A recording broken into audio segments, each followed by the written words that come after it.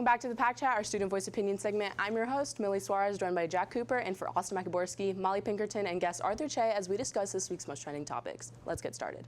First up, the Ice Bucket Challenge has made quite the comeback since 2014.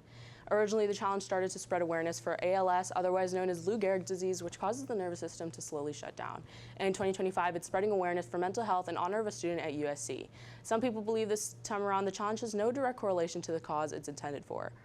So are people taking it as more of a trend this time around rather than spreading awareness for the speaker mind? Everyone I personally know is doing this trend, but no one's really I didn't talk about it either when I did it, but also no one's really saying anything about what it actually is and how important it is. So I'm just yeah, I think it's just a big trend everyone's following. But when I do see people talk about it truly, I'm oh, this is really interesting. You know so in a way, it's still spreading awareness. The only people I've seen talk about it actually are influencers. Yeah.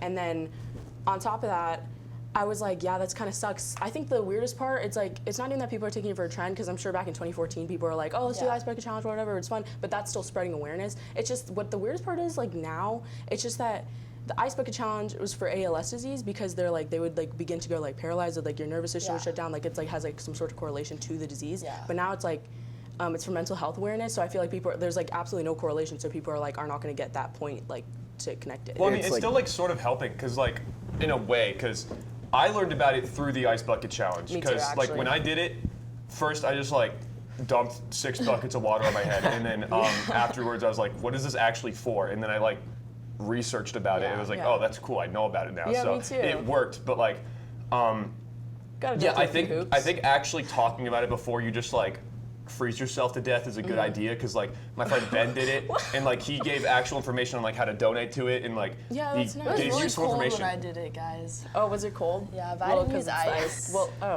Well, that's, you're lame. Wait, But, I know the 3 of us have done it. Have you done it? He did, yeah. I filmed one. I mean, I don't have Instagram, so I didn't Bro, put it anywhere. I just We're one of my spreading friends nothing. was You're doing spreading it. no awareness. I'm doing He's it to aware of it spread now, so, awareness around the town. God. Yeah. He's just, sitting in his what he camera did is roll. he got an ice tray, he got an ice tray and he pulled it towards himself, and then it dumped all over him.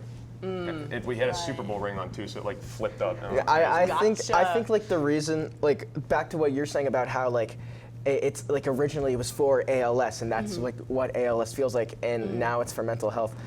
I feel that honestly, they're just doing it for shock value. I see why it spreads awareness, and that's great. But I feel maybe something more relative, I guess, to the cause would have been a better way to spread awareness. A bunch of people in really fast. Exactly. But I that's was 'cause, trying to talk about it. I put hashtags when I posted it, and I accidentally put ASL instead of ALS, and I really wanted to delete it, and I was you know what, no, and I just never looked at it again after I realized that. Well, I think it's an overlooked issue. I think you did a good job. So, Yeah, thanks.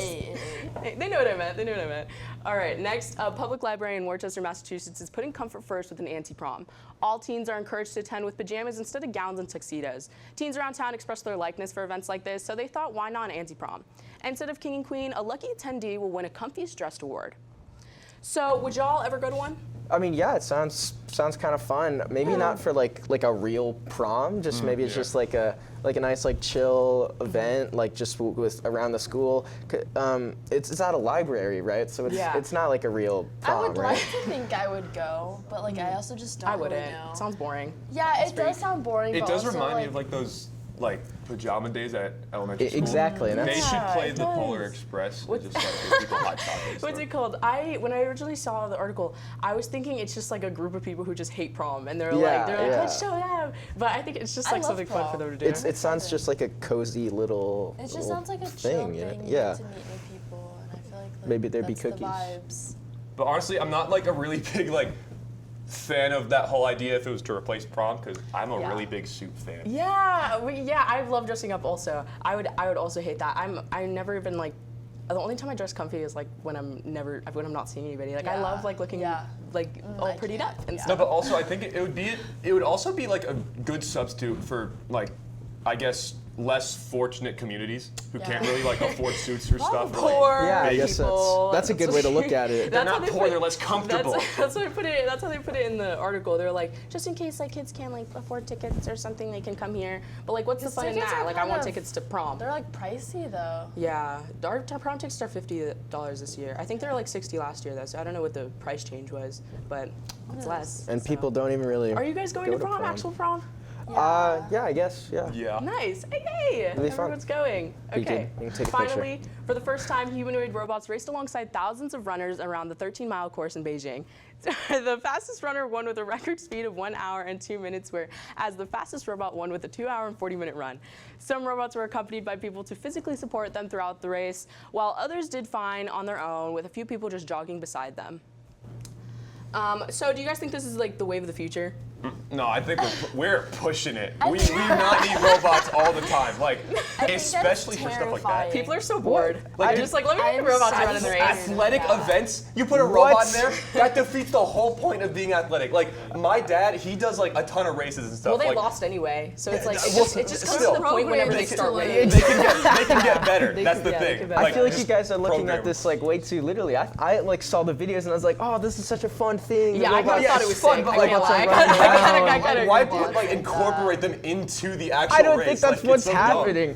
But they're separated in the though. video. It's like the robot and the 3 people around them, and then the other half of it, it's like all the people actually running, and then the people are like jogging. In the video, the robot falls over at the start. This is not like a real thing. He's like how they do in like movies. Like you feel bad. It's like it's like a little kid's like, I'm gonna go out and race, and then it he started going the falls wrong right at the direction, beginning. kind of emotional, but like Isn't it? They like the fastest person was like 1 hour and 2 minutes, and the fastest robot was 2 hours and 40 minutes. That's like a really big they're gap. Like programmed to run that slow. Yeah, well, I hope they get freaking better. I don't know why they would enter the robots in this competition, like knowing they don't run that fast. It's like to show like what technology. I guess. Yeah, I think it's cool. I would want to come up with like the fastest robot. No, I wouldn't want to come up with a robot that ran at all. I mean, it is kind of scary if you think about like. A robot chasing you. How would you feel? In Like, Fahrenheit literally. 451, like the mechanical hound. That's what I was kind of thinking. It's just kind of like that, but it's like. I was thinking more how like you have like a red button in like cartoons, and they're like, and then like the eyes turn red on the robot, and then they like take over the world and stuff. I don't know, I think it's just kind of like a silly little thing, man. Like robots, dude. They're running around. They're like. I just don't really vibe with it. Wow. We don't need that many. Yeah.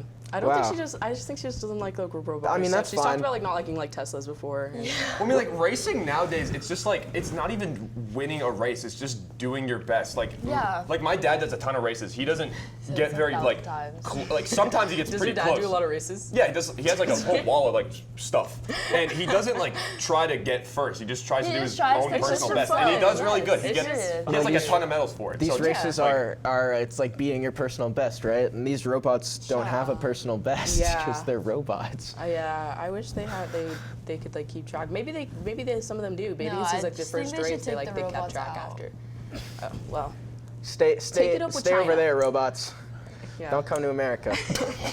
All right, and that's all for today. But remember, Wolfpack, there is always time to chat. We'll catch y'all next week.